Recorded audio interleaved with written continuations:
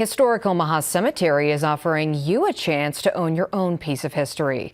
Prospect Hill Cemetery is giving finials to 67 people who donate at least $25.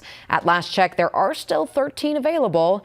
The decorative finials were installed at Prospect Hill, one of Omaha's historic cemeteries, back in the 1940s. Over the years, they've received significant damage from falling trees and vandalism.